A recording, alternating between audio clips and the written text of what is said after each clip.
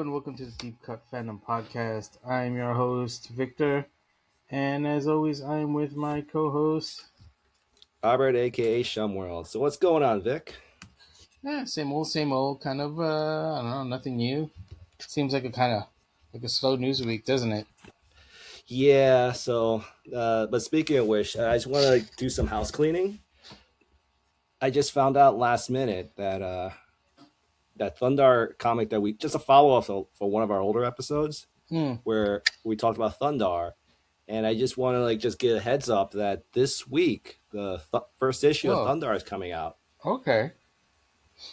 Cool. Yeah, so man, for anyone's interested in Thundarr, Victor and I had a lot of fun just talking about our experience watching Thundarr as kids, and just the ideas we came up with. Like, we actually made our own toy line and stuff. So feel free to check that out. Where I actually made one, and you can hear Victor blast and tell me how wrong I am for making it. So.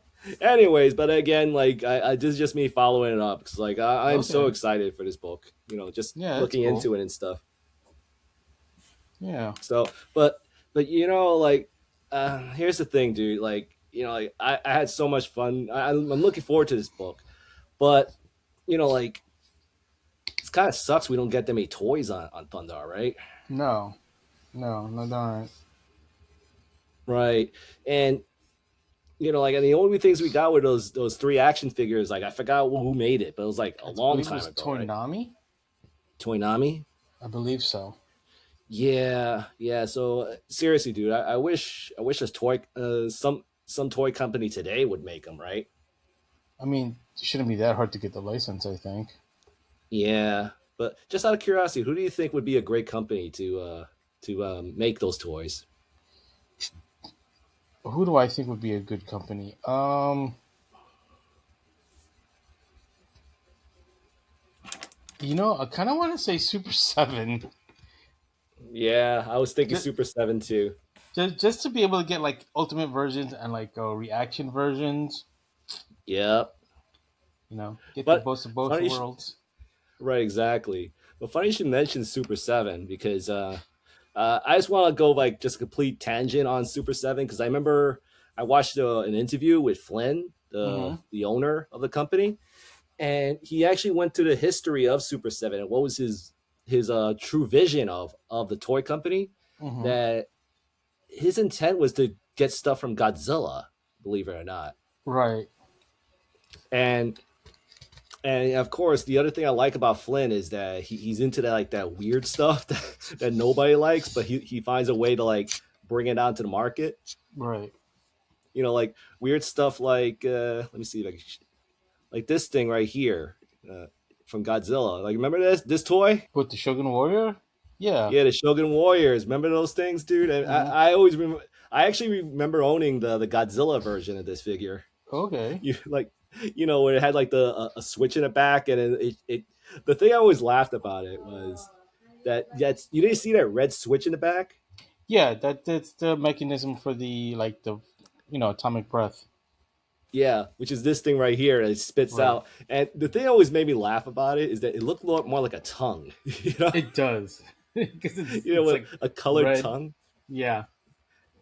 Yeah, and the thing that always made me laugh about it was that he actually has this button right here. He actually shoots this hand out as a rocket launcher. Yeah. And wheel feet. It made 0 sense for Godzilla, but yeah. I mean, so yeah. But the thing was, the thing, if you remember, that's the tongue right there, just to show an example. Yeah. It looks more like he's just sticking his tongue out with a tattoo and shit, right?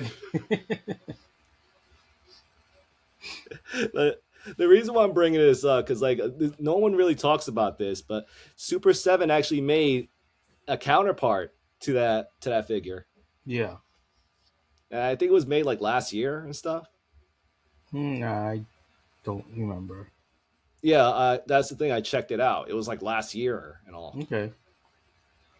So I just wanted to bring it up because again, nobody doesn't talk about it. So yeah, and it's just so obscure and so weird. And remember to and they actually had action features and everything and stuff, right? Yeah. And there you go. Those are Shogun Warriors and stuff. Mm-hmm. So the reason why I'm bringing this up is like I remember having such fond memories of those Shogun Warriors, Yeah. and I remember going to, I believe, Forbidden Planet in because New York, there's like we got like several comic shops, and the ones I always remembered was Forbidden Planet, Jim Henley's Universe, and Midtown. But I remember especially Forbidden Planet, where I remember where the what like I remember one time when I went to Forbidden Planet was a kid, and I walked in, and then they had like all these shelves fully Shogun Warriors with their fist out and everything. And that always like just puts me in like a happy place, you know? Yeah. Was it like that with you when it came to like? I guess I don't know. I guess growing up, I didn't have any Shogun Warriors in my area. Yeah. Because yeah, like I don't remember seeing Shogun Warriors on the shelves. But yeah, but that's maybe thing. the places you went to had just leftover stock. Yeah, but yeah, but it was so cool to see in that comic shop and all. So then again, also you are a year older than me. I don't think that really equates to anything nowadays, but well, no, it does, because that means you have your memories start a year earlier than mine. Right. So you think that probably a lot of that could be part of it. That could be part of it. Right. But you thinking that maybe by the time Shogun Warriors was like moving on, that you weren't exposed to it or something like that? Right, but also Shogun Warriors is like let's see, Shogun Warriors was... Well, the reason why I'm questioning that, because like I remember going to a lot of the comic shops we went to when we were kids. I was going there when I was like let me think, like around 12. Shogun Warriors was from 1977 to 1980, which means that was around from the times that I was just born to the age of 3. Right. Which means I have like no memories of them because they were out when I wasn't old enough to remember anything. You being a year older, you might remember it towards the tail end. Ah, I see what you're saying. So by the time I got into it, like they just moved on, right? Yeah, most likely. Yeah. All right. But in any case, like going to those comic shops was fun. Just seeing all these toys and all. Because like at Forbidden Planet, they still have like a nice display and all, right? Yeah. I mean, they still do. It's just different now. Of course. But still, I remember last time we went to that place, we saw like a lot of product on Super 7, like that Voltron and all. So. Yeah, it was pretty cool. That it wasn't a Shogun. It was like the X-ray. I'm not saying it's a Shogun. It's just I'm talking about Super 7. No. I know. I was thinking out loud more than anything. Got it. Yeah. But in any case, but I did get something in the comic shop. Yeah. So the other thing I got was this book right here. Let me see. Just stop the sharing. Stop the sharing. There's this book right here. Let's see. Because this He-Man book called Sword of Flaws, and this is issue 3 of it. Oh, is that out already? Yeah, it's already out. Yeah, we're on issue 3 now. Okay. Yeah, the only sucky part is that the distribution has been crazy because this is issue 3, but it was released in January, and issue 2 was out in November. So we literally had to wait like a month and a half for this one. So it sounds like it's coming out bi-monthly? Kind of. Like I'm hoping next month it won't be like that, but or like every other month. Yeah, that's what I'm thinking. Like I'm hoping it's next month. I haven't had a chance to check, but it bugged me because the thing was it was released October and November, but then they didn't release anything for December. Nothing for December. Might have gotten delayed. It's today. Yeah. Right. Because of the holidays, right? Possibly. I don't know. Yeah. But anyways, the reason why I wanted to share this book is like it kind of the thing that really made me enjoy this book is that they're focusing on characters and lore that doesn't really get addressed in in Masters of the Universe. Mm-hmm. So, like for example, this is a shot of He-Man talking about his fight with Procrustes. You know, the four-armed giant. Yeah. And look who we got right there. Oh, Fearless Photog. Yep, the Fearless Photog right there. So for anyone interested, the Fearless Photog was a character from it was a fan contest that won that the Masters Universe contest. Yeah. Yeah, from the magazine and stuff. Mm-hmm. Yeah. The thing was, like, I don't know if I told you this. I mean, I think I told you this several times, but I actually entered to the contest. Yeah. Yeah, I did make him a submission. So I am one of the losers from this contest. It's great to see someone won it. Yeah. And yeah, it was just so cool to see the Fearless Photog in it. And not only that, the book actually covered on this guy too, Gray, that we just recently talked about and stuff. Yeah. And you know, and also Demo Man. Demo Man, nice. Yep. So like here's a shot of you know, like there's Gray right there. We got the Giants. Oh, so this is Preternia. Yep. Again, they were just talking about stuff that because there's Eldor. Yep. Sorry, there's Eldor. There's yeah. Of course, there's Eldor. There's Vipor. Yeah. And there's Demo Man. And who's this over here? Crimson Countess. Yep. Oh, so, Megator. We got the Crimson Countess. Yep. Megator right there. There's Titus. Oh, okay, yeah. I don't know why. I guess because of the coloring, I thought it was Procrustes. Yeah, you know what it is? This is one of those artists. Whenever they do a flashback, they make the colors like a different tone. Yeah, like they're more. They're not as vibrant, the colors, but yeah, yep. I get what you're saying. So it's almost like they're washed out, the colors. Yeah. Right. It's a fun effect. I try to do this myself with some books. I mean, it doesn't help also that I'm like looking at an image, you know, from like your screen within your computer. Yes. Through my computer, exactly. Mm-hmm. But that's good art. I thought it was kind of cool. They got this girl, and then right here they even mentioned the dinosaurs and stuff. Oh, sweet. Yeah. So ultimately, I'm trying my best not to look at this book and say, "Oh, we're getting this stuff in the future." Yeah.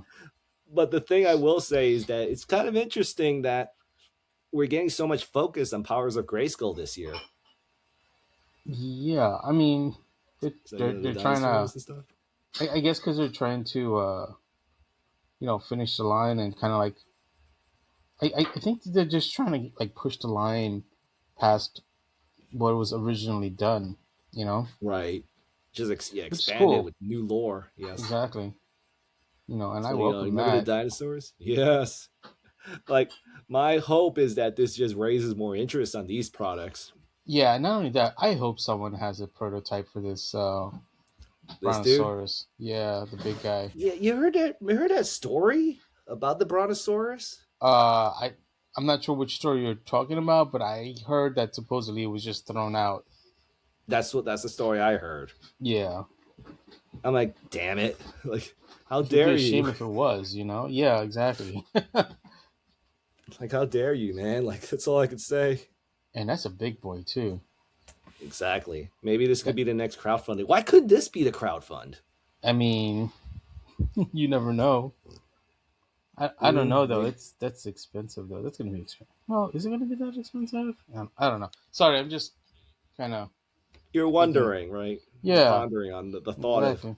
Yeah. Again, like we'll probably have the discussion. Oh, you should be $50 and stuff. And, and this thing. Well, I don't know about $50. I'm joking, but I mean, this thing could rival like the Jurassic Park dinosaurs. I think. Because I don't know if you've seen them in person, but they're pretty big. They're pretty impressive. Yeah. But I can only imagine they'll probably have to make a new dinosaur. I mean, a new Brontosaurus, because since the one they made for Jurassic Park, they're mostly licensed to that brand. Well, it's also like scaled for like, like a 3/4 inch. Right. So like the heads are not as big as this one here. Yep. But you know, and plus it doesn't have any play features or anything. Yeah, that too. You know, exactly. They're just meant to be big giant dinosaurs. So sorry. Yep. So yeah, you know. Of course. But yeah, like I just wanted to bring it up. Like they're this thing is like just poking at deep cuts Yeah. of MotU lore. Like we got here with Gygor right there.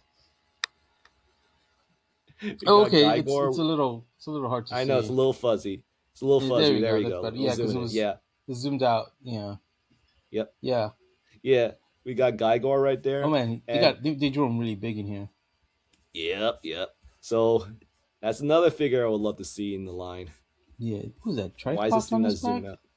Yep. It's Triclops. Sorry, it's just like my computer's acting up right now. Yeah. Let's see.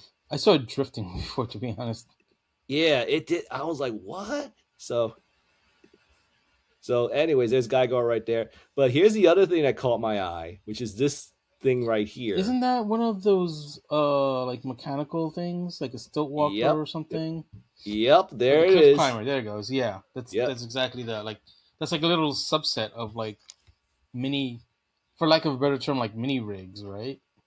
Right. So it's like one of those mini. I don't know if it's the right term. It's like kind of like these packs that you could just put on your guy and stuff. Yeah. It's kind of like it's in the same grouping as like that jetpack. That's also like kind of like I think it's called the Sky Sled. No, not the Sky Sled. Yeah, I know what you're talking about. It's like a sled, but you can put it as a jetpack. And the stilts. Oh man, the stilts. Yeah, there's also the stilts, and then there's this. I think they made that as a Mega Block set also. Yeah, actually, I know they did because I have it. Yeah, I have this as a Mega Block set. Nice. Because those Mega Block sets were cool. Like the little figures for Mega Blocks. Like I don't care what anyone says, the more modern day Mega Blocks figures are really cool. And I dare I say, super hot take, they rival Lego minifigures. Yep, I hear you. There's some there's pluses and minuses with each brand. So. For sure. But anyways, you know, I was just having so much fun with all the little nods they made in this book. And I think, is there any more? You just double check. Sometimes I do these and I don't even remember all of it. Yeah, that's about it. So that's it, yeah. But anyways, I didn't want to spoil the story in case you're interested or anyone viewing is interested in the book. But I'm always up for like a new Masters comic. Right. Especially if they have, introduced new lore and stuff. Yeah, or not more than just introduce new lore, but I feel like this book is kind of doing what Transformers has done with their books, where they're really focusing on the more obscure characters, like, and trying to make them prominent. Like, like how the certain books, like trying to think, what was it called properly? Robot, was it? Yeah, More Than Meets the Eye, where with the Lost Light crew, right? And how they introduced all these new characters and made them just as popular as the main ones, like Swerve, like Chrome Dome. Yep, Swerve, Chrome Dome. Yeah. And but yeah, I just wanted to like bring that book up because I had so much fun reading it. Yeah, no, it looks cool. I'm gonna have to look into getting it. Mm-hmm. I'm sure they'll. But anyways, hopefully they still have a couple of copies left of Forbidden Planet. I saw some copies in let me think, not in the Planet, but I went to Midtown for it. So I'm not going to Midtown. I hear you. I don't know. It's still my place, so yeah. Screw Midtown. Yeah, gotcha. But anyways, I just want to go back to Super 7 for a moment. You know, okay. And because the thing is, they just announced. Silverhawks. They talked about the Silverhawks, and they talked about the Thundercats, and whenever you talk about Thundercats and Silverhawks, everyone's gonna ask. You got land, air, and sea. Yep. Sea. Yep. Yep. Yeah, they showed this. I don't know, dude. What do you think that is? I mean. I see some stripes. Could be a tiger. Like I see some stripes that make me think of tigers. I think they're gonna make a reaction line for the movie Orca, and that's the fin to Orca. Oh, I see. I don't know. I mean, they did Jaws. Why not do Orca? That's a good point. But you know, Jaws, that's a shark, right? And this kind of looks like a shark, if you ask me. I don't know. I think it looks like an orca. Killer whale. Yeah. But then you also see these lines. Don't they look like tigers? Tigers? I think the Thundercats logo looks more like a tiger than this. My money's on orca for this. I get it, orca. But in any case, whatever this thing is coming out soon from Ultimate's line. Boo. Give me my reaction. But in any case, I mean, yeah. But in any case, well, you know what we're talking about, the Tigersharks, man. I knew it. Of course, but just having fun, just goofing around. Yeah. Exactly. But yeah, man, like they're bringing the Tigersharks, and this is awesome, dude. That is awesome. I said, I honestly, I they want to do Ultimates, fine, but please do some reaction also. I'm sure they will, because when it comes to reactions, I think they got like a foothold on getting them done quickly and stuff, because like it's only like what 5 pieces to make, 5-ish, just to do the articulation alone. Oh yeah, it's per 5 figure. Yeah, I'm talking about the parts. POA. It's 5 POA, so it's like 7 parts. Exactly. So, and they're microscopic. They're small to begin with, and the 2 halves of the torso. Yep. Yeah, and the bucks should all relatively be the same. So it's just a matter of the paint that goes, and then you have variants on the heads. Exactly. So yeah, Tigersharks. So I just kind of like saw some shots of what the figures look like and all, just to like get an idea of what could be coming. Yeah, that'd be great. Yep. 5, 6, 7, and Guppy is 8. Yep. I don't remember all their names, so if you know them, feel free. Starting from the left, that's Angel. Yeah, Mako. Bronze. I know this is Mako. Yes. That's Mako. Yeah, that's Orca. Mm-hmm. The little like dogfish is Guppy. Walro, Octavia, and Dolph.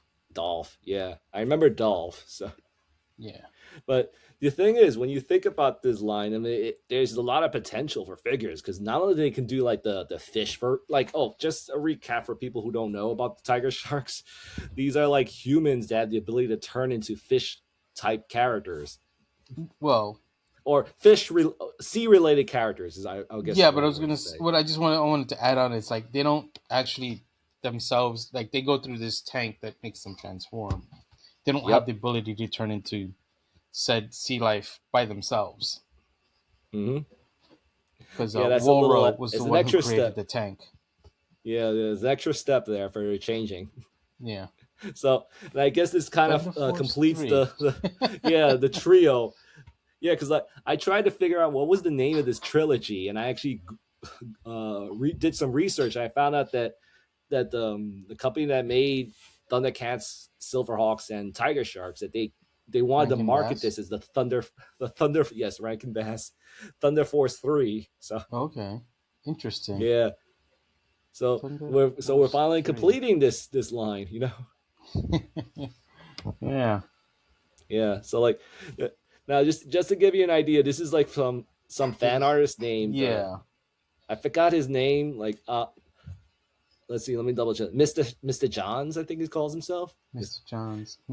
Yeah. Okay. Yeah. Yep. I actually I checked his Instagram for this, and like this could have been like what could have been, because like he really nailed the art style. Yeah. So I mean, what could have been, dude? Yeah. Quicksilver looks a little derpy with his eyes, but yeah, it looks good. Of course, but it's just a fan art. The portions are kind of off, also. Sorry, I can't let that stuff go fly. I gotta say something. I know. All in all, it's still yes, but all in all, this is just a preview of what could have been. Yeah, no, it looks cool though. It looks cool. All props to Mr. Johns. Yep, and so here's the figures. The characters are in your human forms. Right.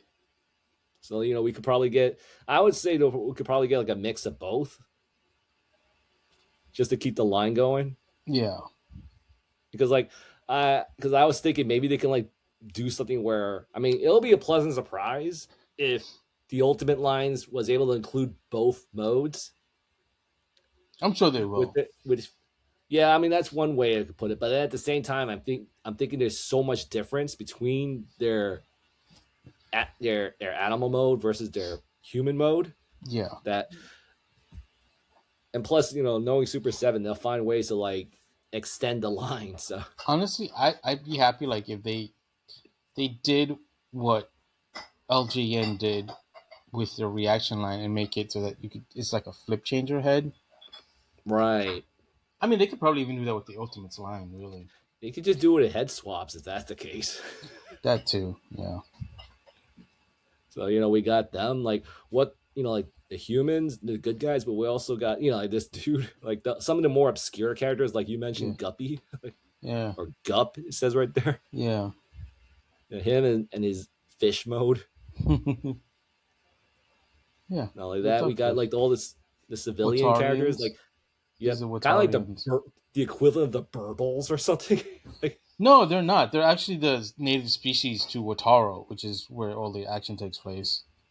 Gotcha. So all the civilian characters, right? Yeah, there's all civilians. I mean, they like it says here, like it says police lineup. So yeah, I wouldn't be surprised if these are like the cops that are working with the Tigersharks, or gotcha. I should say the Tigersharks work with them. But right. I believe it or not, I know a lot because like this is one of those like super deep cut shows that I've actually like done a bit of research on, because I'm like, I do remember that show and I want to know more because they only aired at certain times, certain days. Yeah, like so like it was always stuff.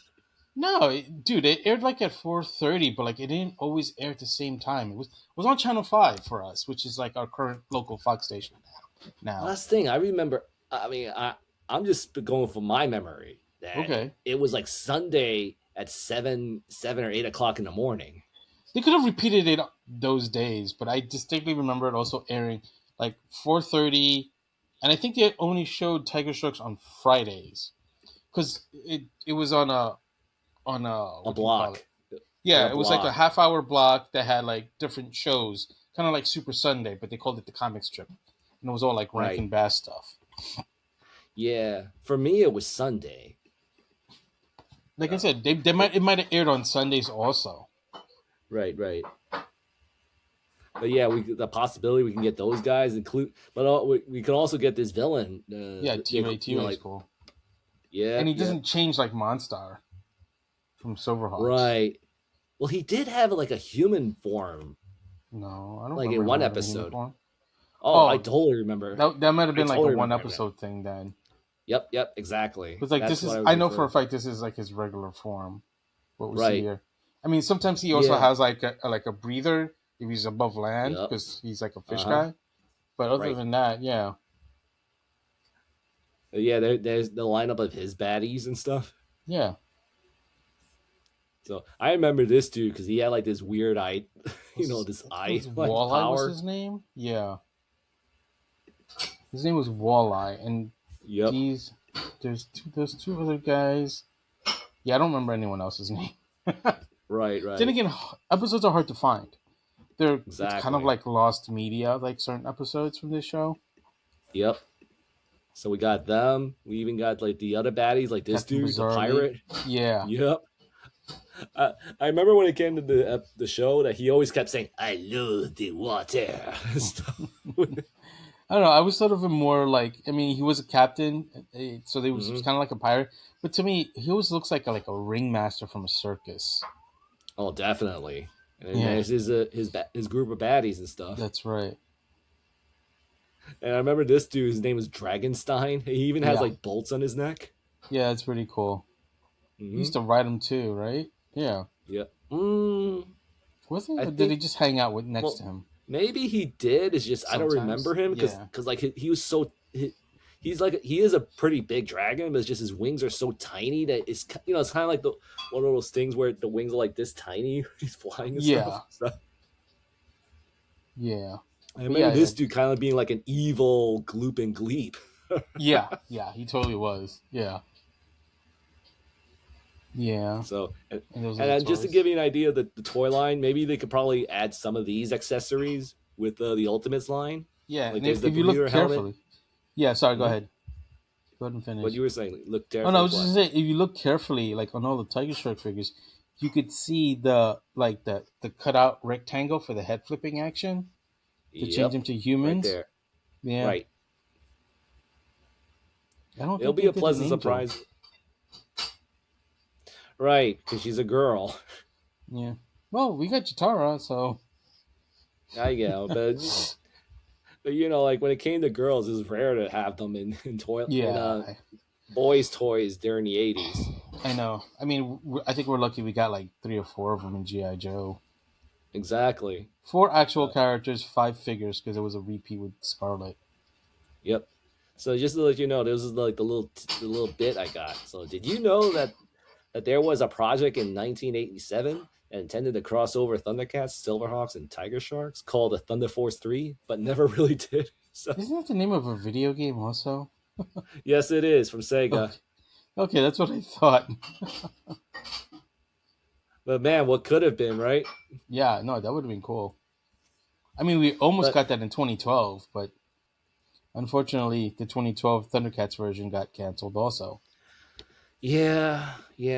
But pretty much, I was trying to look at when it came to like the line. I was like, wondering, does this thing have a name? And then that's when I found out it was called the Thunder Force 3. Yeah, that's pretty cool.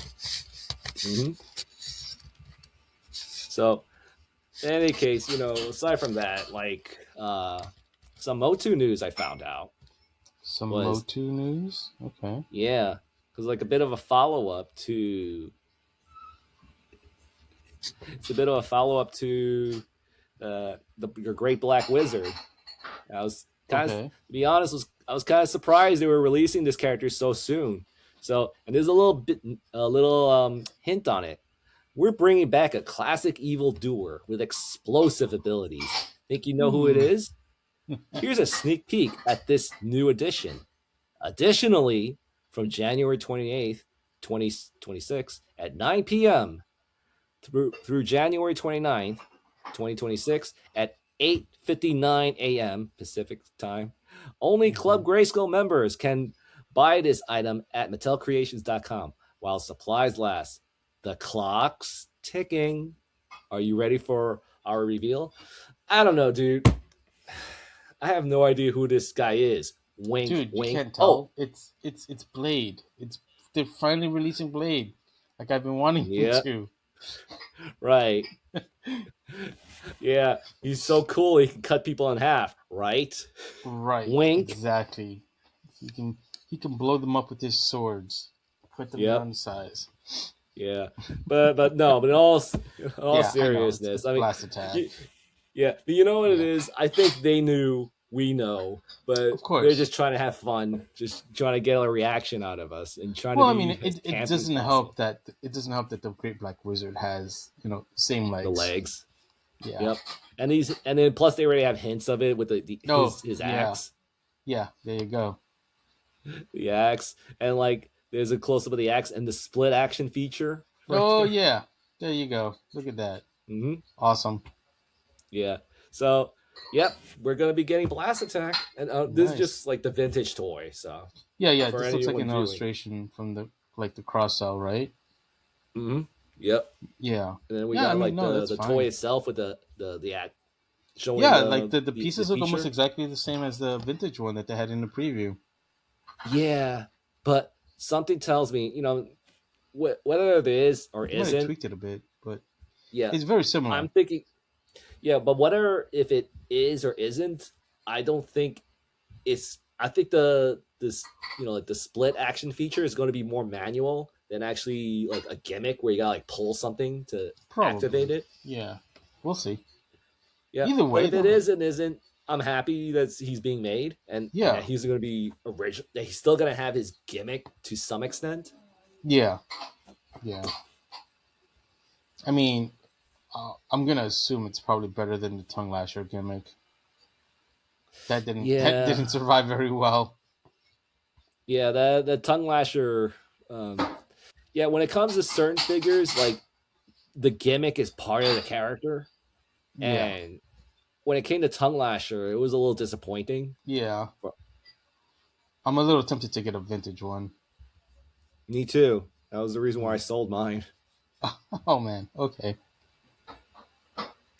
But yeah, but going back to Blast Attack, you know, like he is like some people actually like I remember when it came to the marketing that he was implied to be part of the Snake Man group. Oh yeah. Mm-hmm. Okay. So I mean, in any case, yeah, it's cool that we're getting Blast Attack. So wait, because I'm not too up to speed on like the later era Masters Lord. Is he? He's part of the Horde though, right? No clue. Really? Okay. Like, okay, give me a second to collect my thoughts. Okay, just my opinion. I was led to believe he was part of Skeletor's group. Okay. But in some mini comics back in the vintage line, you'd see him hang out with the Snake Men. And the closest I'd say he was in the Horde would be in the Revelations show, because he did show up as a member of Motherboard's cult. Right, but there was a bunch of different. Do you remember that episode? That's the one where he kept pressing his button because he was about to blow up and stuff. Yeah. Yeah. That, I mean, it doesn't really say which faction he belongs to, but I'm sure exactly. If we looked it up, I'm just, you know. Yeah, I'm not saying like the way I'm saying is I'm not saying that I don't know what his official faction is, but I'm just giving you ideas of all the factions I've seen him in. So yeah. I'm sure if I stopped to look it up, I could find out. Well, he's a tweener, I guess. Yeah. He's a tweener, I guess. I mean, the fact that he could split into multiple pieces, you know? Yeah. You know? He could just split into multiple pieces and stuff, that he could just put this piece in one faction, another piece in another faction.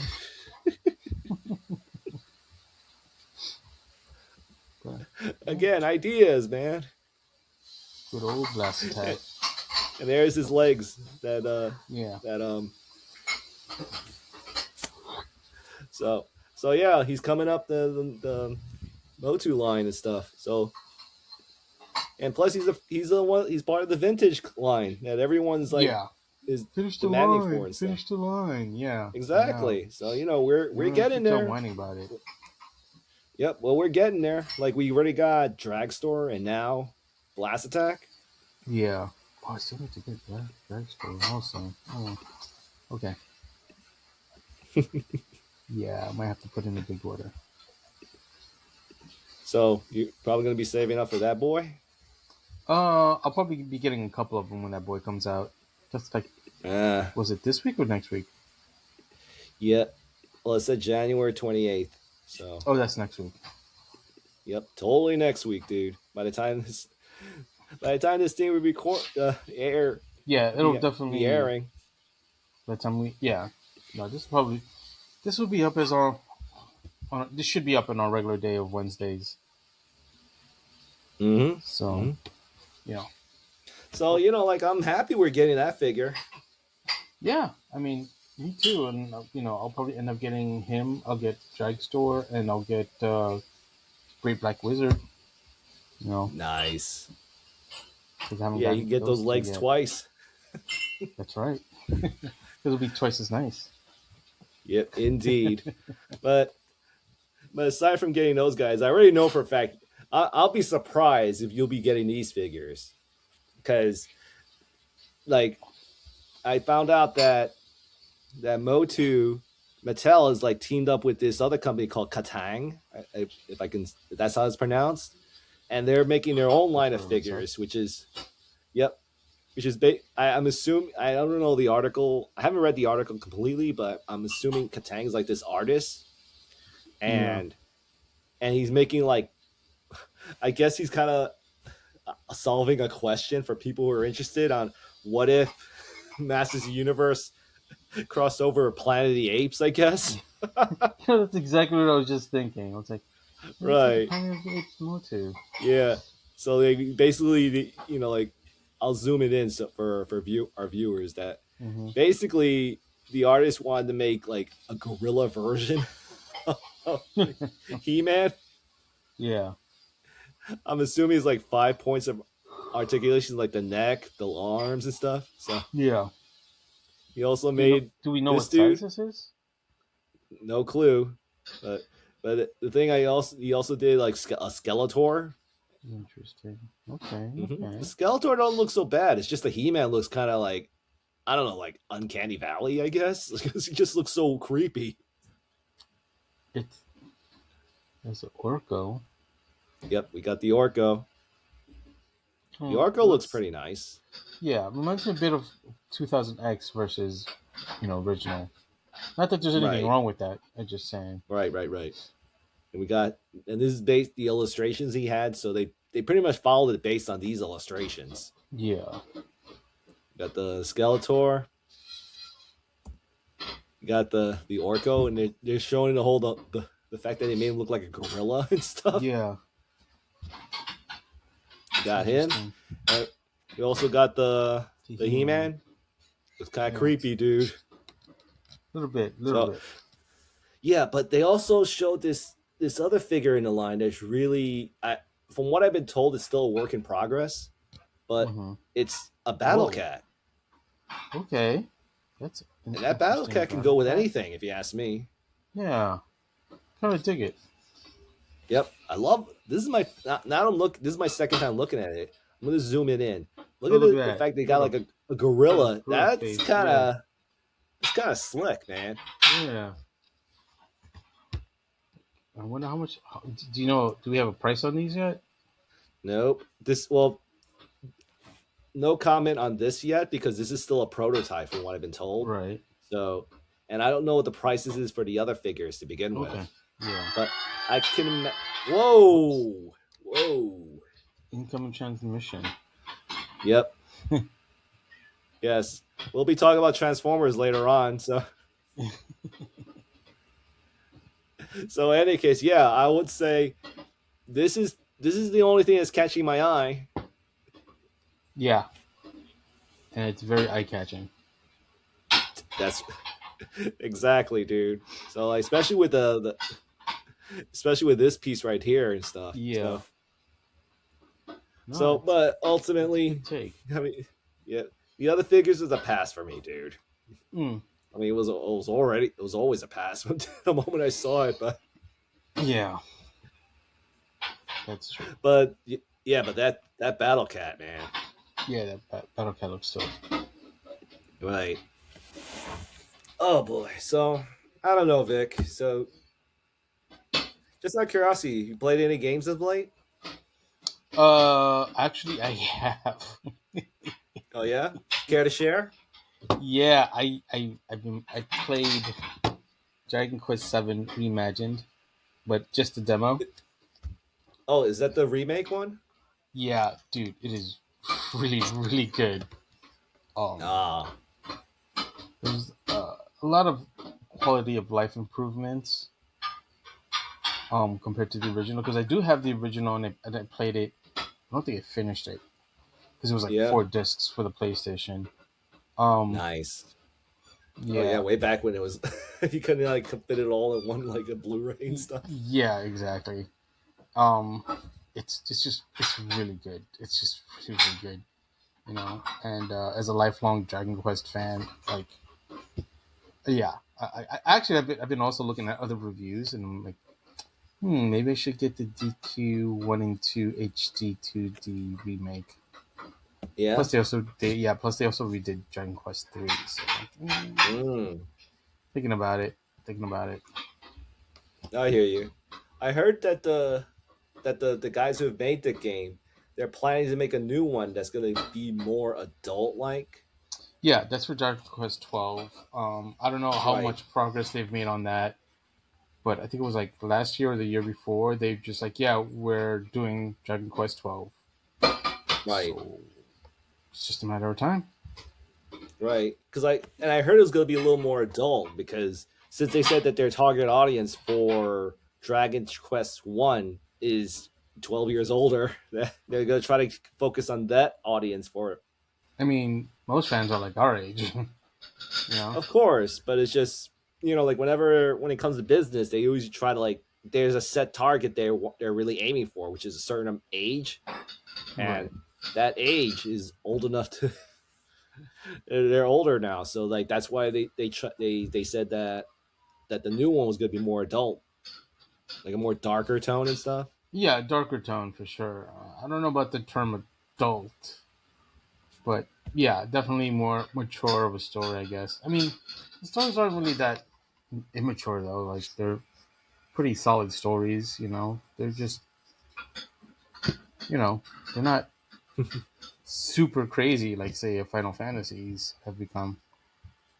Yeah, you tell me about it. I mean, I can't like I feel like with Final Fantasy they leaned too hard into like the sci-fi fantasy action. Whereas Dragon Quest has always kept it kind of consistent, which is I always appreciate it. Because with Dragon Quest it's Yeah. always more about the story. It's always about good storytelling, so I appreciate that. Plus, the storyteller has always been the same person, which is shit. I'm drawing a blank on the name. Sugiyama is his last name, if I remember correctly. I'll put it up All on. right. But yeah, no, they've always had the same writer. I don't know about character designer anymore because Toriyama Sensei is passed. Mm-hmm. So I don't know if he got to work on that or they're gonna bring in Toyotaro to work on the new designs. I mean, I'm sure they'll use some of his classic character designs like for the slime and stuff, but Right. I don't know. It's hard to say. I don't know what there hasn't really been a lot that's been a lot of information being released on Dragon Quest 12 because that would be the game where like they probably transition into a new artist working on the character designs. Because 11 has already been out for a while now. Yep. So I don't know. We're gonna have to see if they use Toriyama Sensei's work, if he did any work for them before he passed, or if they're gonna, I don't know. Like I said, maybe they'll bring in Toyotaro. Yep. That's cool. I mean, Toyotaro is awesome in my opinion. Like, yeah, he's good at what he does, and I mean, I couldn't think of a better successor, you know. And Super is like just sort of on a tangent. Like I've sort of like read some of Super. Like I like that Goku's kind of like spoiler alert if you haven't read it. Like in the latest issues, at least that have been released in English. Like I think it's like volume 21, 22, something like that. Like he's starting to understand what it means to be a Saiyan without having to lean towards like being like Vegeta. You know? oh, exactly. There's a part of me that wish that we could actually see that in animated form, especially the Moro saga. Yeah, dude. Me too. Me too. I mean, who knows? Maybe we'll get it. I don't know. Well, I'm pretty. If I'm not mistaken, there's sort of a lot of internal conflict between, Toei and, for lack of a better term, the Toriyama estate and anyone else that's involved with that. So Yeah. it's just a matter of time because I'm sure no one wants to like lose out on an opportunity to do like another Dragon Ball, whatever, be it another game, another show. Obviously, well, the manga's kind of like in limbo right now. But But people love Dragon Ball fans are always starving for new content. Yeah, absolutely. That's probably why the video games sell so well. Mm-hmm. I was so happy with the last movie they made, Superhero, I think it was called. Yeah, superhero. Yeah, but that I feel like that, and I could be wrong here because I haven't read all of the Super manga, but I feel like that's like a condensed version of a story arc from the manga. I don't know if correct me if I'm wrong. I don't know if you know. Superhero, that's the one where they focus on Gohan, right? Yeah, and then Piccolo becomes Piccolo Orange. Right. From again, like I can't confirm or deny. It's just this is just little bits I picked up all from place to place. Yeah. I remember, again, like I just don't remember all the details because it's been so long. I've researched it. Right. But I remember when it came to Akira, he actually had like a secondhand guy who oversees the business side of Dragon Ball. Right. And he has a very good eye on the pulse of what fans want or interested in. with Dragon Ball, and a lot of people are interested in Gohan. You know, me included, because like he was my boy, and because of that, he really pushed for a movie focused on Gohan other than Vegeta and Goku. Right. So that was one thing. That was one thing I remember, and the other thing was that the idea of Cell Max, he was a scrap. He's based on an original idea that Akira Toriyama had way back when he did the Cell Saga. Right. Because originally, I mean, I remember one of our friends from high school. He coined a name for him when it came to Cell's second form. You know, where he actually looked more like a frog. I think. I remember is your friend too, like because we met him because I met you and your group like around high school, right? Yeah. Yeah. Yeah. And I remember he called him Bubble Lip Cell. Okay. Yeah, I was wondering. Yeah, that version. Yeah. Yeah. So, anyways, the reason the one where he actually looks like a frog face and stuff. I'll throw it up.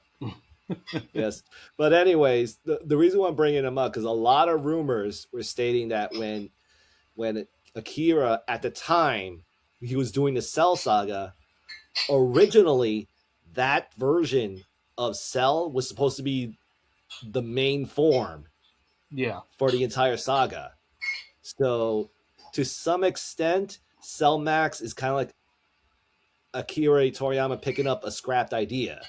Yeah. And make it the main thing and stuff. Yeah. Yeah, that I mean I have heard that before. Right. I forgot where. It was probably like a YouTube short that I've seen it on. Because that's one of those things where like I'll watch a short on it as opposed to like a whole full video. Right. But yeah, I've heard that and it makes sense. And like that's totally fine with me. Like I'm not saying there's anything. I'm not saying you're saying there's anything wrong with that, but yeah, like I'm totally cool with things like that, like picking up ideas that were kind of scrapped and then like sort of like altering them or reusing them in a way that's kind of different, or just to do something different with it. So yeah, that's cool. And plus, me being a Gohan fan, like it made my heart sing the way they presented him, especially with him hanging out with his quote unquote real dad in Piccolo. I know, right? And they both get powered up forms. Yep, powered up forms. They've been needing them for the longest. I mean, granted, the way Piccolo got his powered up form was like the stupidest way. But I'll take it. You know, like I'm not too fond of the orange. Like, yeah, I don't know. It's a little weird to me. I mean, I'll deal with it. Whatever, it's cool. But yeah, again, I'll take it. That's all I'm saying. I'm like, yeah, okay, whatever. I mean, hey, let me be real with you. I was never a big fan of blue hair to be the final form for Goku and Vegeta. So, yeah, but I'm like, I'll take it. You know. Well, yeah. I mean, I gotcha. I mean, I didn't have a problem with it. I mean, it's just I don't know. I like the color blue, so. Yeah, like, but the point I'm trying to make is that it just throws you off because, like, because like when it comes to Piccolo, I've been raised to see him green for over like what 30 years, something like that. 30, 40 years, yeah, then to see him as orange, I'm like, what? Like, yeah. I mean, I feel like it's easier to transition from like a pale yellow blonde to like a pale blue versus like going from green to orange. Like that's kind of like a huge jump. That's unacceptable. Yellow to blue, maybe, but green to orange, nope. Yeah, just doesn't. Yeah, but no, seriously, man. Like, for anyone who's ever who hasn't seen Dragon Ball Superhero, it's a great movie. No, yeah, it's a good solid film. I feel like it kind of also like harkens back a bit to the, Dragon Ball, like the original anime Dragon Ball, not the manga. Because the mangas, except for Super, is all Dragon Ball. And it kind of picks up on a lot of stuff that, you know, a lot of fans are interested in. Like the fact that they kind of tease Gotenks, like a more adult version of Gotenks was kind of... Yeah.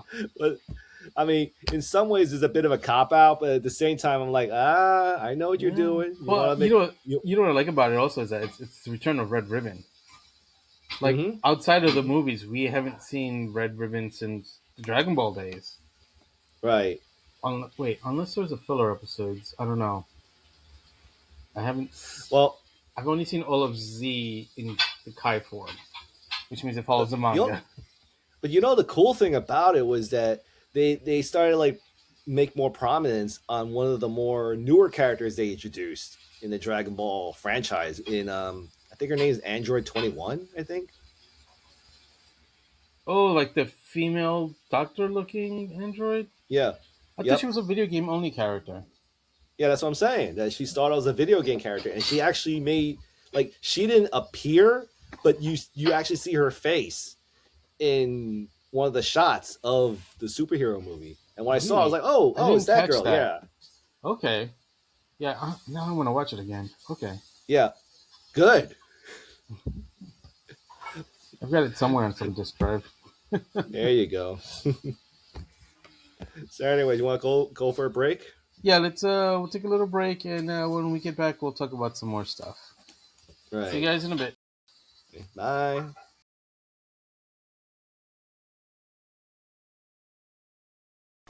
Donita Stokes, president of HAG. Sega Genesis really bakes my beans. Now you get a free 16-bit game when you buy a Genesis system. Oh, what is this? Thunder Force 3 from Technosoft. Oh, matching firepower on strange worlds with big bosses. And this hard driving from Tengen, jumping drawbridges, 360-degree loso. Somebody call a cop. You want real fun? Try macaroni art.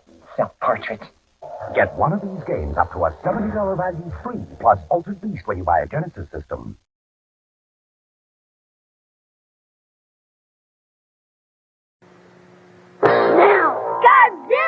Godzilla! You can pretend Godzilla turns a mighty castle into a pile of sand. Go do it, Godzilla! You control Godzilla's ugly tongue. You can make him stomp, pound his tail, pretending he strikes it all in his way. You can launch Godzilla's claw for the final blow. We did it! What will Godzilla do next? It's up to you. Godzilla with a claw that launches, some assembly required, from the Shogun Warrior Collection by Mattel. Hello, and welcome back to the Deep Cut Fandom Podcast. Hope you enjoyed that little break, because Rob and I had a hell of a time finding something to put on that break. Yeah, pretty much. Having a little debate on it and everything and stuff. Yeah. On syndication and all. But, you know, thank you for sharing, you know, what are your thoughts on some of the stuff you've been on with video games. I wanted to share a video game I've been playing. Oh, yeah? What have you been playing? Yeah. It's a follow-up to one of our older episodes. Oh, is it that Namco game? Nope. No. Well, we could talk if you want. We could talk about that Namco game, but there's nothing kind I could say about it. Oh. But I want to talk about a good game I played, which is Shinobi Art of Vengeance. And okay, the reason why I'm bringing it up is because I've heard. I'm sorry. There's kaiju. Yes, there. Okay, we could talk. I'll mention. Yeah, I'm sorry. Just keep going. Keep going. Yeah. So the thing is, what I wanted to just share my thoughts on this game and actually, you know, try to get more exposure and hopefully, you know, get more people to check it out. Because I heard that regardless of how good this game is and all the great reviews, because like it got a lot of reviews and everything, and you know, so that, but also. If you check right there, it was actually nominated as it didn't win, but it was nominated as one of the best action games for 2025's Game Awards and stuff. So, but I heard with all these accolades and all these reviews and how good the game is, it didn't sell that well. Really? Interesting. So yes, so that's the reason why I just want to like just see if I can be like another voice, just sharing my thoughts on how good this game and why people should try it out. But I will bring up this thing because maybe I know it's a me thing, but when I first played the game, it took me a while to like really get into it because it's not like the older games that you and I played, during the Genesis era. Okay. So it's not like a what do you call it, point for point where I can't say when I played, I can't say, oh, I felt like I was playing the old game all over again from a modern take of it, because Right. it's really not. Because the older game, we mostly focused on the shurikens as the main projectile. Right. I mean, weapon, and the close range attacks like the swords, it was kind of a secondary attack. So Right. because rarely you get close. In this game is the complete opposite, where it's mostly focused on the sword, and the shuriken is kind of like more like a utility weapon, where just to add more pressure whenever you're fighting. But the main focus is using the sword. Okay. So that was one thing. The other thing I would say is that it's like a Metroidvania light, in where you go through at least, don't quote me on this, but like at least 10 stages, and each stage is like a mini map, like kind of like Metroidvania, like kind of like a Metroid game, like where with a Metroid game or Metroidvania, like it's one huge scrolling map that all connects. But with this game, it's like a series of small maps that you have to explore and stuff. And throughout the game, you're getting new abilities and new ways to fight and stuff. But the game is like slowly teaching you how to use its mechanics, because it's like a lot of things with this game. Like, for example, they have, I forgot the name of it, but it's kind of like a kill meter. Okay. And what happens is that while you're fighting certain enemies, if you do a certain amount of damage, they'll see a kanji pop up on their head, which is like red, and that means that you can assassinate them, right? Okay. And the way you assassinate them is you hold one button and then hold like kind of like a holding button. So you'll see this character, Joe Musashi. Is that his name? Joe? Yeah, I think it was Joe.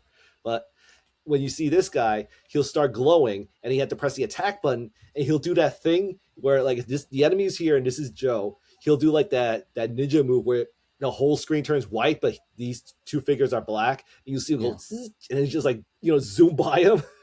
Right. And you'll see the guy disappear in blood and stuff. Yeah.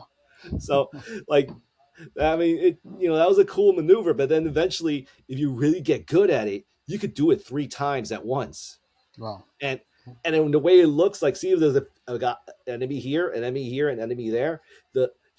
Joe would like just go. He'll glow, and then he'll just go, whoosh, whoosh, whoosh, kind of thing, like almost like the equivalent of Marvel Capcom's Spider-Man from the Capcom versus Marvel superheroes video games, where like where Spider-Man does the Maxima Spider, but instead of like one target, he does it like with 3 targets if you get it done right and stuff. Okay.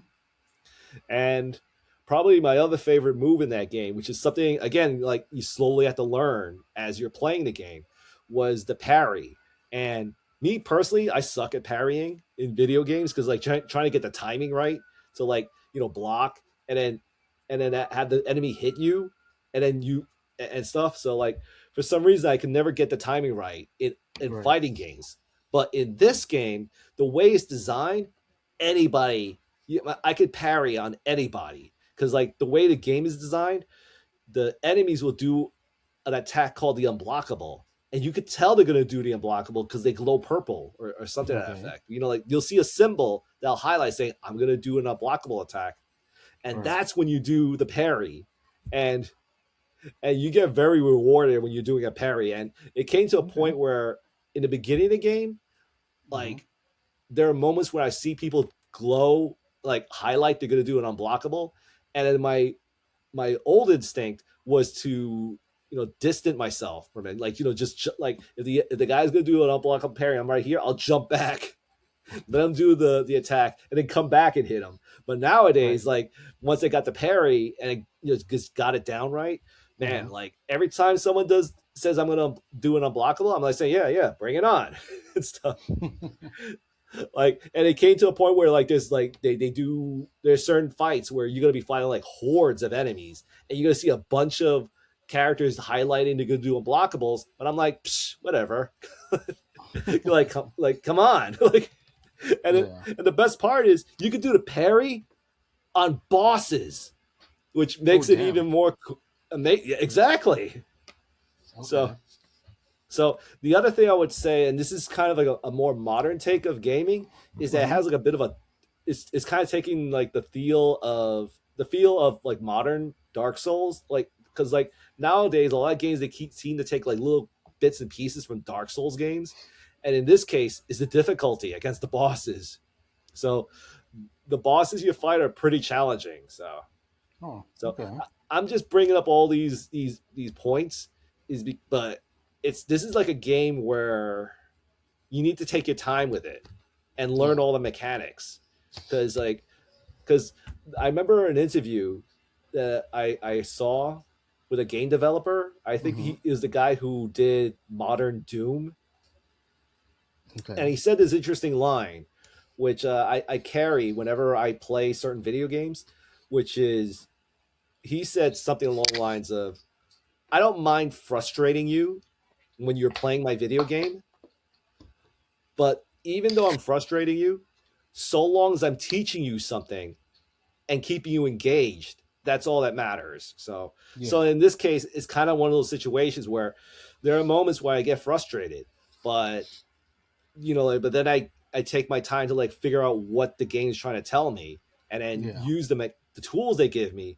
Eventually, I've just become like the ultimate killer in this game. So so like highly recommended. Like, so just to give you some ideas, this character, there are some disappointments I'll have with this game, namely this guy right here, the giant monster character you're pointing out right here. And the reason why is because I'm just telling you now, just in case you play this game, I don't want to disappoint you and stuff, but they kept highlighting this character is going to be a major deal. And in the moment I was about to fight him, he gets killed off screen in text. Oh, that's exactly terrible. Yeah. However, I will say his stage was interesting. His what is interesting? His stage was interesting. Oh, his stage. Okay. Yeah, I mean, a minor spoiler, but just something to get people interested. The stages you go inside of him, and you just pretty much explore his insides and stuff. Yeah. So the other reason why I want to bring some attention to this game is that there is DLC on the way. Okay. Yeah, that's cool. It's called the boss. I don't know, I forgot the name of it, but something had to do with he's gonna fight some new bosses. And the boss pack, let me see if I can see the picture right here. This is the boss pack where he's okay. Exactly. So I mean, it really kind of go like, what? So just to give you an idea what the boss pack is, Joe is gonna fight villains from other games in the Sega the Sega company, and the 3 he's fighting is, let me see if I can get that article up so I can like. Well, I know 2 out of the 3. So exactly. So I'm the one on the left that I'm not sure of. Yep. Is that from Yakuza? Yeah, it's from one of the game. The game's called Like a Dragon. Okay. And the name of the guy is Mojima, the Mad Dog of Shinmano. So again, like, I'm not familiar with this game, but I'm assuming he's pretty popular. Yeah. So this is one of the bosses. The other one is Eggman from Sonic. yeah, aka Dr. Robotnik. So from Sonic lore, Sonic fame and stuff. I'm curious to see how. I mean, like, I have an idea what the other guy's name is. Sorry for forgetting it. Majima. Oh, okay. I'm talking about Majima. That I have an idea what Majima is gonna fight like, but it's just I'm curious to see how they're gonna approach this Dr. Robotnik. How he would fight against Joe. Honestly, though, I'm more interested in the other villain that he's gonna fight, which is this dude, right? That's Death Adder from Golden Axe. Yeah, exactly. Yeah, see, there's a golden axe. Yep. Exactly, dude. Yep. So I'm genuinely excited for this DLC pack. I mean, it's very like left field, that's for sure. But Yeah, I mean, it's also like three very distinctive style of villains. from very different eras. Yeah, yeah, but pretty interesting lineup to say the very least. Indeed, indeed. So this reminds me of an interview that the new owner of Sega had with with like, yeah, I was like, I'll send you the interview. It's a very, it's a very insightful interview because the guy spent, like, the new owner, he talked about his business plan for Sega and what he believes the value of Sega would be for, the modern era. And based on the interview, I'm assuming from a business point of view, this DLC is designed to be a gateway to introduce new players and interest for the other IPs. Yeah, as well as Shinobi, because especially like from my, like, sure, Mojima, that if I got his name right, let me just double check. Majima, yes, Majima. Sure, since it's based on a modern game, so people are aware of him. Like Dr. Eggman, like, I mean, like everybody knows him, right. But Golden Axe, I mean, the Death Adder. Death Adder is a bit of a deep cut because Golden Axe hasn't had a new game in a while. Yes. I think it's been like maybe 20, 30 years since they've had a game. Yeah, and the last game they had really bombed. Yeah. It was for like Beast Rider, I think it was called. Yeah, it was a horrible game. Yeah. So, but yes, like, so I'm thinking that in one way, this is supposed to be like a way to get people interested in Shinobi, but also interested and also interested in Golden Axe and stuff. Yeah, I don't know. I feel like if I had to change one of them, it would probably be, was it Momija, and put in like a villain from like Fantasy Star. But that's just me. Of course, but again, like, we had to be mindful of you and I have never played Like a Dragon, so. Well, you know what? Even better yet, I would take out Eggman. Dude, like, everyone knows Robotnik / Eggman. Everyone loves Sonic. Like, right. He's got a show. He's got like a trilogy of movies, and like there's a side, like a Gaiden series with Knuckles on Paramount Plus. Granted, Paramount Plus isn't the greatest of all streaming services, but they're popular enough where they've got movies. Like, you could take out Eggman and put in like a villain from Phantasy Star.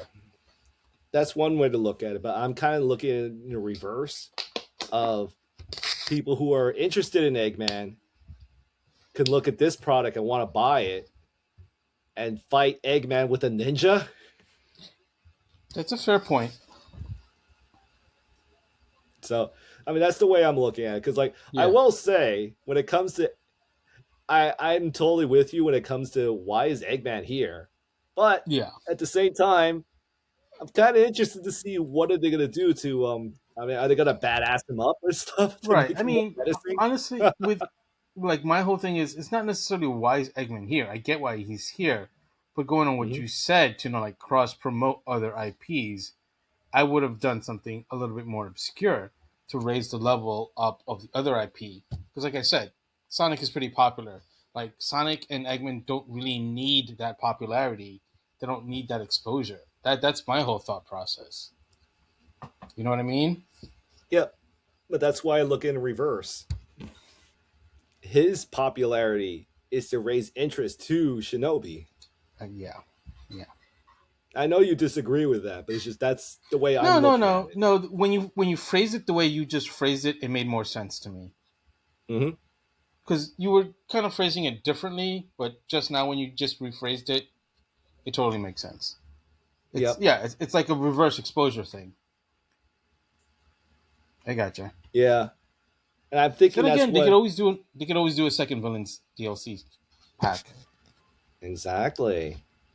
So I'm thinking that's the case with I'm sorry for keep forgetting his name, Majima, because like get interest in people who've played like a dragon can look at this and say, oh, I could fight Majima with a ninja and stuff. So yeah, which totally makes more sense than the right, other two. exactly. Not that I'm complaining. I'm just saying, Yeah. like within the world setting, it makes more sense. That's it. Right. But ultimately, I mean, this is a fun experiment, I'll admit. Like the fact that we're talking about it. Yeah, no, I totally agree with you, you know. It's definitely a good idea. So I just wanted to bring this game up because it's not getting that much exposure. So I just figured we can use our platform to like just create some more interest in this game because it's a fun game. I highly recommend it. It's just be mindful of what it is. Is the best answer I could say. Yeah, I mean, there's so much going on with gaming right now. You know, just with like the Dragon Quest remakes alone, it's like, dude, have you seen the remakes for 1, 2, and 3? Like, have you seen what they look like? Vaguely, but the situation is when it comes to Dragon Quest, like I'm not a big enough fan to be as invested as you are. But based on your comments, I can imagine it's amazing what's going on. Yeah, well, here, let me. You can share. You've got, yeah. I was just bringing it up. So yeah, we got like, so this is definitely not DQ1 or Dragon Warrior 1, right? But like we have like, here we go, something like this. Something like this, where like it's old 8-bit. It's it's from back in the day when we were kids, dude. In the HD 2D remake version, it jumps to something like that's a huge jump, and and I've been watching a couple of review videos, and like they've added new content to both games, all 3 games actually. Right.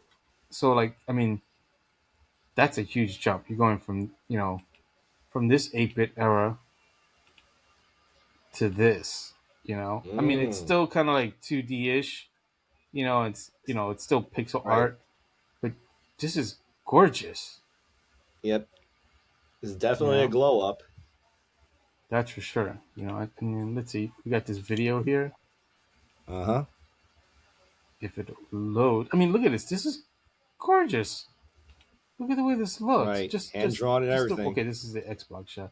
But I mean, Jesus Christ. Look at this. I forgot to mention it. I forgot to mention when it came to the Shinobi, it's all hand drawn, no CG. Nice. That must have taken a while to do. Exactly. Again, whoa.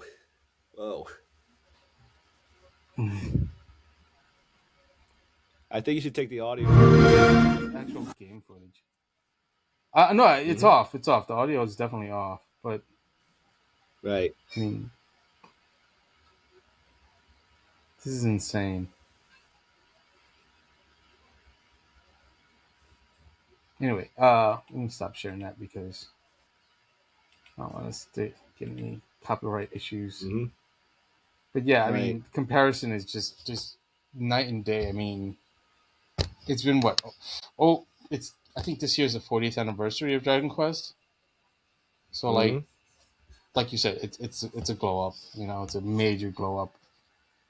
And the fact that they added new content just really makes me want to get it because I know for a fact that I finished part 1 on multiple platforms multiple times. Like I've played it on the Advance. I finished it on the NES. What else have I played it on?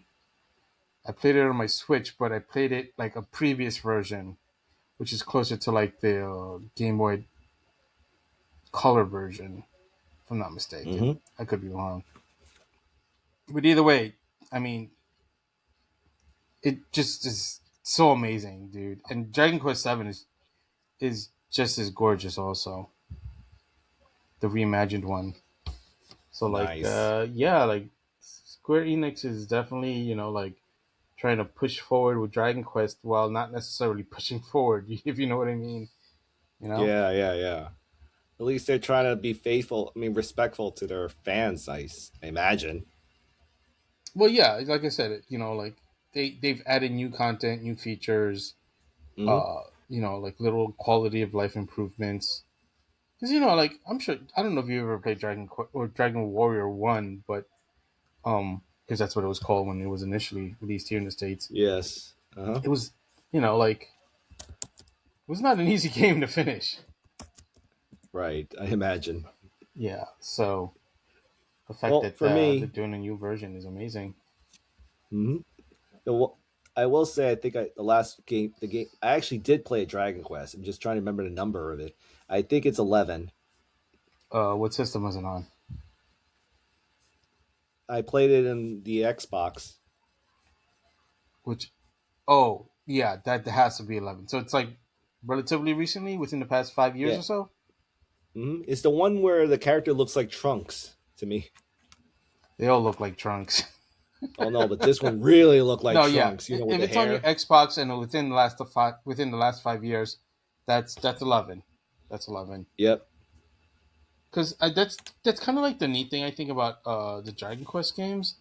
They hmm generally stick to like they only come out so often. So like if you go, you can kind of tell by the system like what game it was, for the most Right. part. I mean, 1, 2, and 3 have been redone multiple times. So have 4, Yep. 5, 6, but 4, 5, and 6 haven't gotten redone as many times as 1, 2, and 3. Right. So it's easier to pinpoint regardless. hmm I mean, hell, they have 1, 2, and 3 for like the mobile phone. So like you can go at the Play Store right now or your Apple Store, or whatever, depending on what phone you have, and you can probably buy it from Square Enix for your phone. Very cool. Very cool. Yeah. Anyway, but like talking about older products getting upgraded and stuff.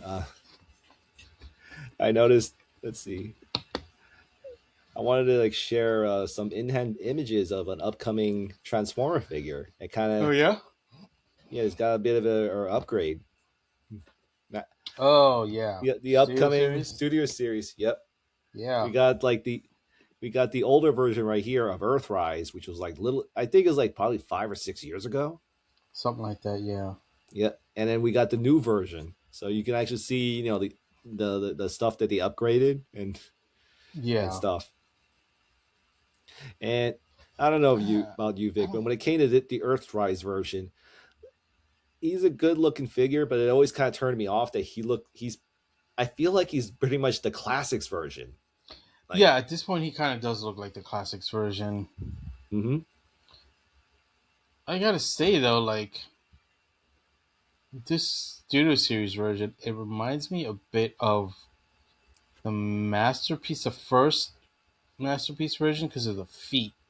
It's not exactly the same, but like the feet look like a lot like the first Masterpiece version, and I don't like that gray. Yeah, the gray. Yeah, the gray has I get to go. It needs to be silver. Yeah, right. Like, if we're gonna be going that route, I will say that there's certain things I wish that was in this figure to kind of transfer over to this one. Like, maybe like the air vents and stuff like that. Right. And the darker blue and the silver. Yeah, I mean, that's the thing about Studio Series, like they always try to go for show accuracy. So, Right. I mean, it makes sense. But the gray, I'm not feeling it. Like it looks like, even if it's not silver, it looks like too dark for Thundercracker. Right. But you know what it is? Like, on one hand, yeah, I totally agree and see that. But I'm trying my best to think open-mindedly and see that maybe, knowing that this is a Seeker, we're going to get repaints out the ass? Probably out the ass. Like, so maybe somewhere down the road, we'll probably get one. We'll probably get a Thundercracker. Well, not a better version, but just a Thundercracker with these colors. We'll probably get a Thundercracker with these colors down the road. Yeah, that would be nice. Nice. So I just want to do like a nice, looks good. A nice comparison shot. Just see like the front and like the back.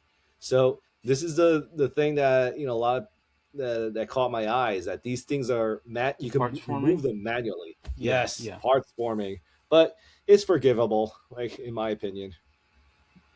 I mean, I don't know if it could stay on there, and not get in the way when he's standing. I would just leave it on like his heels or whatever. Oh, of course. I think it is possible. It's just, but I think they also want to market the option that you can actually hide them in the back. No, yeah, I get that, and that's totally fine. I'm not upset that they did that. I'm just saying, like, I would probably just it's the end of the world for you, right? Heels, I'd leave it. But it's the end of the world, right? Maybe. Right. But in any case, I also want to show the side stuff. Yeah. No. I mean, it definitely is a vast improvement as far as being show accurate goes. Right. But in one hand, but here's the only thing I want to bring up. So again, purely speculation on my part, but it is something I'm pondering on. Is how is this going to translate with cone heads? Oh, yeah. Because again, I don't own the figure, so I have no comment on how it transforms. But if you look right there, the way the cockpit forms and stuff, chances are, I can. I think it might have a fake cone, if you know what I mean. That's what I'm saying. It'll probably be a faux head. Yeah, or probably faux parts. Yeah. Yeah, faux coney. Faux cone. Yeah. That's the name of a new seeker that's on the way. Faux cone. That's it. Yeah, he's like Thundercracker, but the colors are reversed. So like he's silver where it's blue, and blue where it's silver. Yep. And he's all about the mafia. Damn you, faux coney. Faux coney. We should start like a fanfic of this dude and stuff. But yeah, anyways, that's just something I'm thinking about, because I when it comes to the Seekers, my favorite personally was always what's his name? I don't even remember his name. What color? Red. Thrust, I think his name was. Yeah. The Conehead? Yep. Yeah, that's Thrust. Because he had because he had the turbine wings and stuff. Yeah, it was like a VTOL. Mm-hmm. Vertical takeoff landing. Yep. So, anyways, I just wanted to share the comparisons, because since everyone's been hyping this figure and him being a mini masterpiece and all, so. Right. It's comparison time. Right. So yeah, I just want to share it, just do some comparison of one of the upcoming figures. Yeah. But another figure that I just want to bring the attention of this channel was a figure that, we had thoughts on in trying to predict how this figure will transform.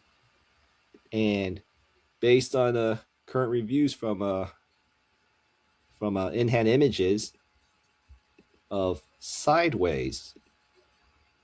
Oh, yeah. Yes, because I remember one of the big discussions we had was how does this mirror this figure heads transforms. And if you could look closely right there, you see that? This piece right here? Yep. Dude's a part former. So the way he transforms, certain parts are removed.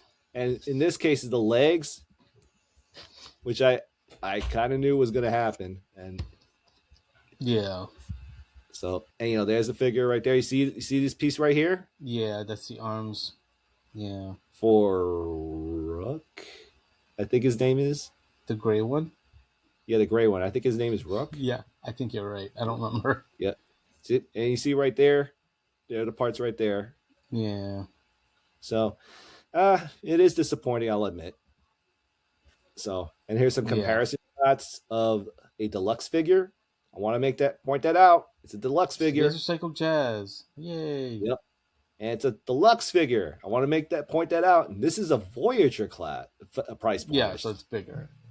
Actually, Can you go back to the one with the Junkion? Yep. Is that Rekgar or is that Scrap Heap? It is Rekgar. Yeah. So he's smaller than Rekgar but bigger. So okay, yeah, the Voyager makes sense. Like in terms of size, it makes sense because he's bigger than Laser Cycle Jazz, but smaller than Rekgar, and he has his mini cons. So yeah, Voyager makes sense. Right. Plus, I'm sure there's a lot of like joints and stuff on Sideways. Plus, he has a little bit of like customization because their wheels are removable. Yeah. And have 5mm ports. Right. See right there. Yep. There's a comparison time. I mean, scale. Yeah, but that's not Rekgar. But yeah. Is that Scrappy or the other one? I forgot the other one. That's the third release. You don't remember the name? I don't know their names. No, I don't know their names. But I know the second one was Scrap Heap. Yeah. Right. I know this is the third release. That's as far as I remember. I know that's the other Junkion that I need. yes. But in any case, this is a comparison of all the cycle bots. Well, maybe not all of them, but some of them. Yes, a lot of them. It's weird how like the Junkions are so huge.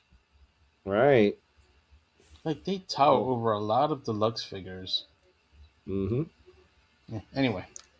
Well, they did get a 3-for out of them, so that's true. I mean, yeah, no, I'm not even gonna complain about that. I'm just saying, right? Like, they're pretty tall figures in comparison to like say Jazz or Prowl.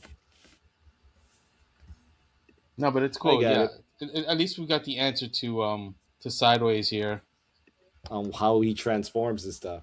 Yeah, so, that's something we kind of went into in a previous episode. Yeah, butting heads and everything on how.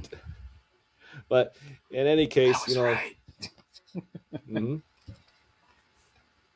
So in any case, so ultimately, originally I was interested in getting him, but yeah, at the moment he's a pass, or I might get him. It's a really good sale, but I mean like a really good sale. Like I'm talking like so good that he may as well be a deluxe price point. Okay, yeah, I gotcha. I mean, the only plus side I could think of is the fact that he's a lot more customizable. Because if I wanted to, I could use this head and give him the Autobot symbol if I wanted to. That's true. Yeah. So, how about you, Victor? What's your thoughts on this figure? He's a Voyager. With I still have my Armada version, so right. So you're good. I mean, yeah, like if he's on sale, I can get him on sale. I'll probably get him, but yeah, I'm not. I'd rather get like one of the other like primes. Right. So I would say that most primes. Mm-hmm. So I say for you, you're content with sticking with your Armada figure from the from the first time he was released. Yeah, because I still have him. Like he doesn't suffer for GPS. So he should be okay in my storage unit at the moment, So, yeah, I mean, like I said, like if I can find him on sale for like a good price, sure, why not? Or I'd even be willing to like pick him up loose at like a flea market or something if the price is right. Yeah, it's all down to price. Yeah. Yeah, because $35 for a figure like that, I mean, it's. Yeah, it's more about not necessarily about the character and how it's designed and built, but more about the price itself. Like you can't get blood out of a stone. But his MSRP is $42.99. Right, because it's the new price of the Yeah. So that encourages me even more to wait for a sale. Yeah. Yeah, I'm with you on that one, buddy. In any case, there's another figure that's coming out there that you finally get a second chance in owning if you missed out the first time he's released. I actually did miss out on this one, so I'm really happy that he's getting re-released. But it kind of sucks now because I didn't get any sweeps. Well, just buy this guy 3 times, man. You're done. No, but there's a difference though. Yes, I know what you're talking about, like when they released them as sweeps, but the point I'm making is you can just buy these 3 again, just say Well, Just I mean, I'll just get this one and like just right. look on eBay or something for the other ones. Of course. I'm not super hard up. Mm-hmm. Kind of like that background they got him on though. Oh yeah, definitely. Pretty cool. Yep, it's a real fun figure. Like if you can convince me to make this boat ship look cool, I'm with you. Yeah. It's like I remember when we were growing up watching this movie, I was never a big fan of this boat mode. I mean, yeah, it's basically like a bar of soap. Right. But it grew on me. You know, like it depends on how clever you are in designing it. Yeah. I mean, part of it also, like, it's like the character grew on me more than the ship itself. Right. You know, like, I think it was that one episode, Bird and Hardest to Bear, where, like, he takes the Matrix from Rodimus, you know, and then he gets, like, all cancerous looking because he has the Matrix in him and it's, like, warping him, like, literally and figuratively, you know, that, you know, like, Scourge is kind of cool. That's also part of the reason why I don't like Scourge being Black Convoy, or should I say Black Convoy being Scourge. Yeah, in name. Right. Because Scourge is a very distinctly different character, in my opinion. Yep. And, like, G1 Scourge deserves to keep his name of G1 Scourge. Right. You know? But you know, the thing about Scourge is I'm just going by my memory of when I was a kid. Like, the first time I saw him, I didn't like the fact that he didn't even, it looked like he even transforms. Because, like, he just looked like a normal, you see zero, like, vehicle parts in his robot mode in the cartoon. Yeah. And but nowadays I'm kind of more open to the idea of how the toy designers were able to keep that shape and still find a way to make him transformable and stuff. The fact that the shell parts of his transformation turns to the wings and stuff. Yeah, I mean, it's always been like that. He's the OG shell former, you know. Like yes, I remember. I don't think there's any other Transformer previous to Scourge that was a shell former. Right. You know. I mean, if anything, they just gave the shell more articulation to spread out the wings like the show. Because the toys, I mean, aside from the actual sculpting details, the toy's not that different than the G1 version. Right. You know, but and you gotta love that goatee. Dude, ladies love the goatee and the long pink fingernails. I mean, come on. What's not to love? Exactly. Well, let me ask you. Wait, go back to go back for a second. Yes. Can you zoom in? Oh, I'm seeing this. Yeah. Let's get an answer. That's shrapnel. Yep. All right. There's a final answer according to Hasbro. For those of you who have disputed this for years, I've never really cared, but for those of you who have disputed this over the years, shrapnel is Scourge. End of story. But you know, the next question is who's Cyclonus? The next one we have to figure it out. Yeah. Right. I don't remember. Right. He's either Skywarper's Thundercracker. Who's Cyclonus? Yeah. Either Bombshell. Or was it Bombshell that he was potentially? See, that's the thing. No one knows for sure. We don't remember. We have to sit down and watch it again. And we're not about to do that because we're like 40 minutes into the second half of the episode. Yes. So I don't want to be that guy, but it's just there's a part of me that just was hoping that Bombshell was Scourge because they both have gun heads, you know.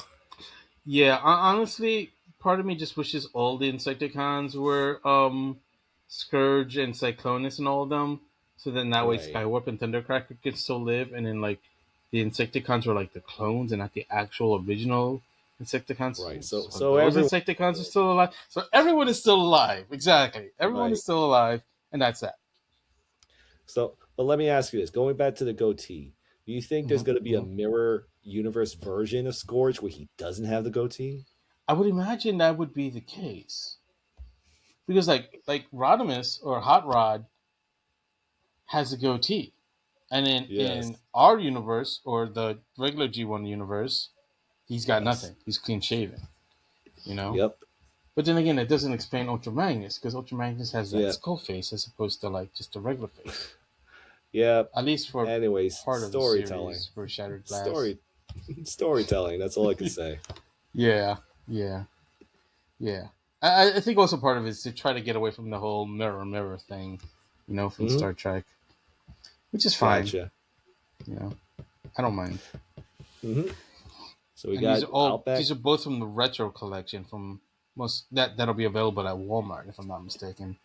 Yep, indeed. So far I'm really digging Outback. Like, yeah, because I know there's that the new. There's the wheelie. Yeah, because based on an interview with Evan, one of the members of the Transformer design team, he talked about how he wants to like make it look more closer to the animate the cartoon, right? And then they're gonna probably like, take out, make less greebling. But in this case, I'm happy that a figure like Outback, he still has a bit of great greebling, like little bits here, lines here, like designs here and stuff. Honestly, I feel like there would have to be a really big difference between the retro and the regular release of Outback for me to get them both. And honestly, like if I'm not mistaken, the show version of Outback isn't that different from the toy, at least like in the face. Like it's pretty much the same if I'm not mistaken. The only difference is what? The hands, the arms, really? Right. And I think the gun is slightly different, but I'm not gonna hold that against them. I just don't like that Braun also came with the same gun because it makes Outback seems like it makes his gun seem less special to me. Yes. I'm hoping he would have came with his Decepticon detector. Dude, I think we brought that up in one episode, and that would have been so cool to get. I always bring up the Decepticon detector because that's the thing that made, because he had the accent and everything. Like, that and that was like his only few lines. Right? I mean, the only thing I could think of is that they do like we call a studio series version of him, or like more faithful to the cartoon. They'll probably give him a different head. Maybe, I don't know. I'm good with this version though. Right. I think my only beef. No, actually, no, it's fine. Sorry, go ahead. I really like this figure. Like the details and everything. Like it feels like the best compromise of the new standard with what we had in the past. Because like there is greebling, and I always like my greebling in my Transformer figures. But it's not too much. Yeah. Yes, there's not too much. I have like one minor nitpick with this figure, which is, and honestly, it's not even a deal breaker. It's the gun. So like the gun, like the whole shaft, of the gun, it kind of tapers forward, like But on the original toy version, it was a straight barrel. Right. And this is not straight, but like I said, it's a minor nitpick at best, so it's not like a deal breaker. But I wish they would have made the barrel straight on his gun. Right. Well, but I mean, it's not that big a deal. Like I said, not a deal breaker, minor nitpick at best. A third party could rectify that. Yeah. So like either way, like I get this, unless they come out with the version with the Decepticon detector. Damn you, Rob. Hey, now you got me wanting that Decepticon detector.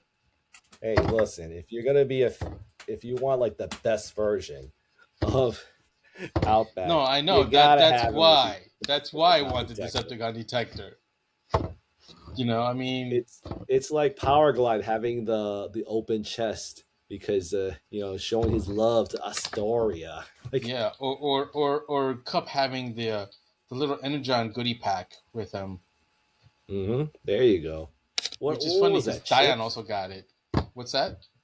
What are those things? Chips? They were like Energon sticks, kind of like carrot sticks, but Energon. Ah, gotcha. Yeah. Like, what was he reward? Like, when it came to the film, was he like just rewarding himself for communicating with the new wildlife? It was part of the universal greeting with the Sharkticons. Ah, You right. remember that scene? Yes, I do When he remember first that scene. encountered them? Yeah. I'm just trying to remember what was the what was the reasoning behind the him taking out that stick. Well, dude, Okay. he was teaching Hot Rod the universal greeting, and just Yeah. and then that was part of the greeting where you offered them an energon stick, because Yeah. he thought they were the native, like wildlife, quote unquote wildlife. Right. Yeah. But then you got Wheelie, the wild boy Wheelie. Anyways. Yeah. Anyway, we got retro You can Wheelie. cut that off if you want. I don't know, man. It looks cool, but I'd rather get the Studio Series version. Right. The thing is, like, when it comes to this figure, like, since it's supposed to be based on the box art or the toy, like, the way the toy was colored and everything, but it's just since it was known to have, because like when you see the toy version as well as the box art based on the toy, the head is huge, and I don't feel it captures that. Well, yeah, I mean, so I think this is one of those cases where like it's destined for Studio Series, but it's the retro series version only like in color and not necessarily like getting closer to toy accuracy as far as like how it's sculpted. Because clearly it is the toy colors, right? Of course, yeah. I know what you're saying. Like this is their series version, of course. I mean, this is their way of just trying to get more out of this product. Honestly, like I thought that the last wheelie that we got was totally fine. It was a core class one from Studio Series, right? That was pretty good. I mean, granted, yes, it was a core class, so compared to the other core classes, it was as big as like say Optimus. Right. But when you put him with the other deluxes, he was even shorter because he was like a little kid compared to Bumblebee. You know what I mean? He was almost as tall as Daniel. Yep. So, like, size-wise, like, I felt like it made enough sense. Yeah. But the vehicle mold looks very solid. Yeah. Yeah. I mean, I think I'm just going to wait, though, for the Studio Series version. Of course.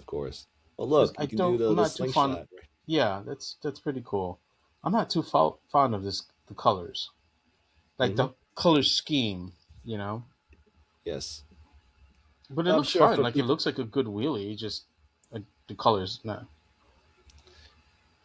I agree. For the show colors. No, let me rephrase that. Yeah, I see why you dislike it because, like, but I just think it looks very solid.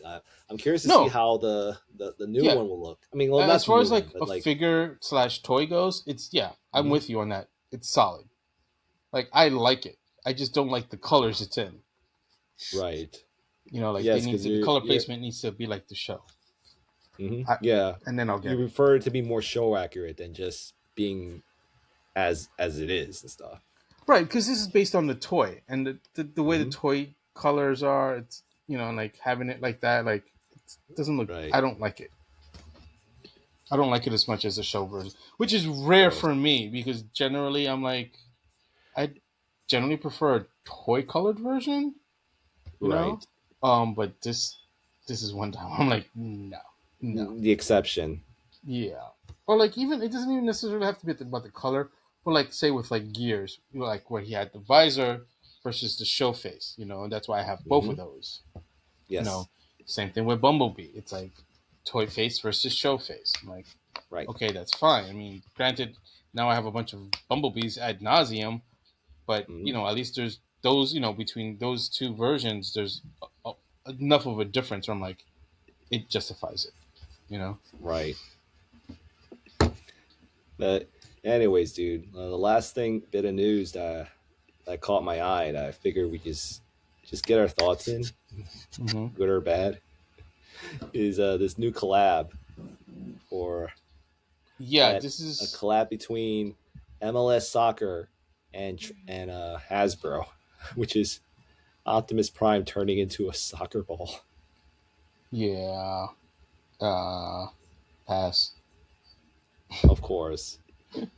I mean, it's a nice idea, but it's not for me. Of course, it's not. But I would say it's not for me either. But I will say, as a figure in itself, it's kind of cool that we're getting a transformer to turn to a ball. I could, you know what, I could hear the one major complaint about everyone with this thing. Mm-hmm. It's a shell former.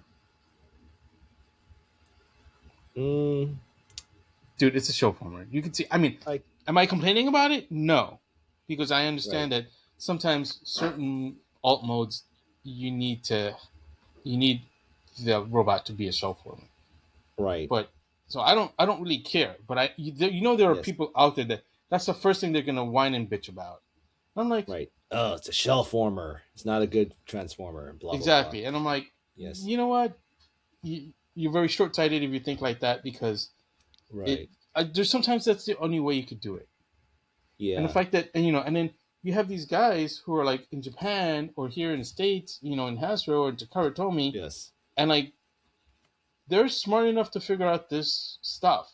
Like if you're gonna complain it's a shell former, I'd like to see you do better. That's all I'm saying. Yeah. Well, the way I look at it is like, I remember when Transformers were starting to get its revival, and there was all these standards that us as fans have on what Transformers should be. Like we were against parts forming, we were against shell forming, and all those things. But it's just as time goes by, and we how long is this franchise running? Like, jeez, 40, I heard that 41. No wait, it's 2026. 22 years now. 40, yes, exactly. And then eventually, I feel like what we were against when the revival came in, it sounds like it's kind of like in style to a degree, or they're trying to present it more in a way that the questions will be accepted. Like, we got more shell forming, parts forming is becoming a thing again and stuff. So yeah, even parts in forming, some cases, yes, I kind of don't mind sometimes. It just depends. It's like a case by case basis for me. Exactly. Yeah. No, I'm with you on that one. Yeah. Sometimes I'm cool with it. Sometimes I'm not. Like in the case of Armada Sideways, I'm not digging it. But with Studio Series 86 Thundercracker, you get a pass. No, yeah, totally. I mean, it looks pretty good as it is. So yeah, it totally gets a pass. Mm-hmm. But the other reason why I wanted to bring this guy up, aside from the fact that it's something that's recent, is there's a bit of a throwback of older Transformers that just transformed into like the weirdest things ever. Right. Yeah, like those Nike sneakers. Yeah, or I don't know if you got a picture of the hats. Yep. I'm showing just shots of the Megatron version, the Optimus version. So yeah, we also got the there hats. Goes the baseball caps. Yeah. Yep, we got the Optimus and the Megatron, which is pretty much the exact same figure, just different colors. You see it? Yeah. So makes me wonder, are we gonna get a Megatron ball? You never know, dude. Mm-hmm. You never know. So it's you know what it is when it comes to Transformers. I'm at a point where I'm cool with whatever is presented to us. If they want to do a soccer ball transformer, sure, why not? You want to do sneakers? Yeah, go for it. Caps, yep, sure, why not? But which is the reason why going back to the Decepticon and Autobot symbol, go for it, man. I mean, see if you can change my mind. Exactly. And at the end of the day, it's like I said earlier, and I know you've said this before also in the past, it's like it's either is or isn't for us, Mm-hmm. But it doesn't mean we're gonna shit on someone's parade, mm-hmm. or rain on their parade, as the saying goes, Pretty much. I mean, we're we like what we like, and we're not gonna try and deter people from liking things that they like that we don't necessarily like. Mm-hmm. Because at the end of the day, we're all fans. It's all about fun. If it's fun for you, go for it. Yeah, exactly. If it's not, then don't. Yeah, we're not we're not these kind of people that are actively trying to discourage others from not having fun with things that they like. Like if you ask me, that's like the opposite of what people in the community should do. Because when we raise one person, everyone else gets raised. So Yep. it doesn't hurt to be positive in the sense that we're not trying to discourage someone with having fun with something that we don't like. We don't like it, fine. We don't like it, we just leave it alone. I don't understand why people have to actively try and be negative about things that they don't like that someone else does like. There's no need for that. Otherwise, you're just being like. Granted, my whole stance is I'm not buying any of these things, but I always have fun just admiring it and being happy for other people getting their hands on it.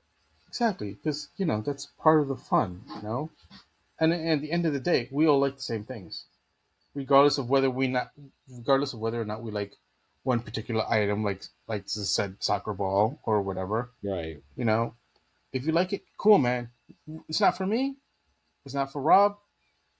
But you know what? Enjoy. Have fun. We're not gonna try to. I will say I had fun talking about it. That's for sure. Yeah. No, definitely. And it's kind of interesting because I did notice one thing where with that type of transformer, you can sort of do mini versions of Primus or Unicron. Exactly. That's what I was thinking too. That maybe just throwing it out there, because I remember there was a moment where I saw this happening. Is whatever they learn from making that toy, they could probably use those skills to apply to something in the future. Oh yeah, absolutely. Absolutely. And what's interesting is, okay, I'm just gonna bring it up right now, but I feel like that soccer ball reminds me of this drawing, which was, if I'm not mistaken, done by Don Figueroa. Which is this Primus. Dude, that's totally a shell former, if you ask me. Yeah, exactly. Exactly. But it's it doesn't it kind of remind you of that soccer ball though? Yeah. Yeah, like if he ate a sandwich. Even the colors though, the kind of the color placement was very similar. So that was kind of the first thing I saw. Right. Yeah, and this is early Don Figueroa art. Oh boy. Anyway. Well, based on the fact that my lights went out, means it's time, dude. Yeah. All right. Well, if you've made it this far, thank you for watching. Please remember to like, share, subscribe. Feel free to leave a comment, especially if we make any mistakes, because we will totally, make any errors or addendums. And remember, always be excellent to each other. Bye. Take care.